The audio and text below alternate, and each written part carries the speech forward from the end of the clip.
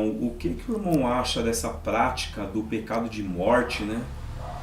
Que a gente vê aí e que levou milhares e leva milhares de famílias, né, ao sofrimento, à morte. Eu queria saber do irmão sobre isso.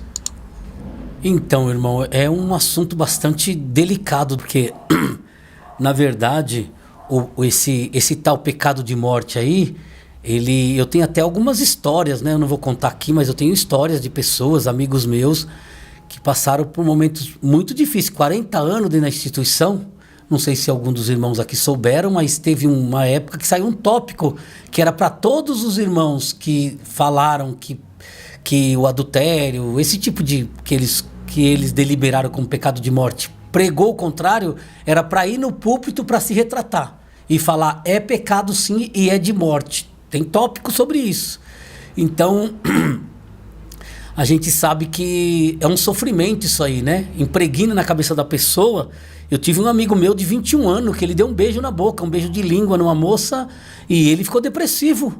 Isso foi com 21 anos, ele viveu 30 anos depressivo, o ministério todinho sabia, fazia culto na casa dele, e eu perguntei pro amigo dele, que depois passou muito tempo, virou cooperador, virou ancião, e ele falou, por causa daquele beijo, irmão, falaram para ele que era pecado de morte, e ele ficou naquela depressão, tomando remédio difícil, dando trabalho, saindo correndo na rua, porque na cabeça dele ele não tinha mais salvação. Morreu. Quando eu fiquei sabendo, foi um dos momentos que minha mente abriu. Quando chegou a notícia que o Antônio Celso tinha morrido. Quem ouvir esse podcast lá do Espírito Santo de Vila Velha vai lembrar desse episódio. Quando eu soube que o Antônio Celso tinha morrido, eu caí em prantos. Falei, meu Deus do céu. E depois fiquei sabendo de outras pessoas também que cometeram suicídio. Um moço aqui colocou o bojão de gás, amarrou uma fita crepe no nariz e ligou o bojão de gás e morreu, irmão, por causa dessas coisas. Então, quem estiver ouvindo esse podcast, não existe esse tal pecado de morte. Não existe, não existe. Eu repito claramente, não existe. Isso aí foi uma invenção que criou uma alienação na cabeça da pessoa para poder dominar ela, para ela ficar sujeita ao sistema. Não existe. A palavra de Deus diz assim, filhinhos, não pequeis. Filhinhos, escrevam essas coisas para que não pequeis. Não deve pecar, mas se Deus o livre você pecar, você tem um advogado, Jesus Cristo justo. Não é teu pai, tua mãe, tua igreja, teu ancião. Você tem Jesus Cristo justo para te justificar diante de Deus. Não, porque ficam falando por aí. Eles estão indo embora porque querem largueza, eles querem pecado.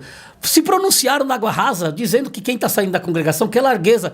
Eu fui visitar uma família que saiu da congregação, fiquei com vergonha de tão crente que eles estão. Aqui é proibido falar palavrão, aqui não entra bebida alcoólica, aqui se respeita, aqui não se fala mal de ninguém.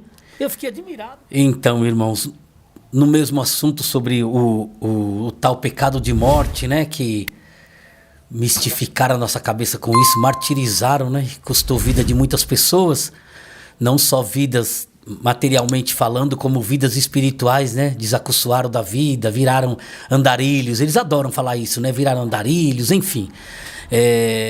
Isso não existe, irmão, não existe. Se você pecou, Deus o livre, né? A recomendação da palavra de Deus é, filhinhos, não pequeis. Mas se Deus o livre você pecou, vai no teu quarto, fecha a tua porta, tira a tua máscara, vai diante de Deus, se veste de cinza, de pó, pede perdão e Deus vai te perdoar, entendeu? Você não é cativo do pecado, você não é escravo do pecado, entendeu?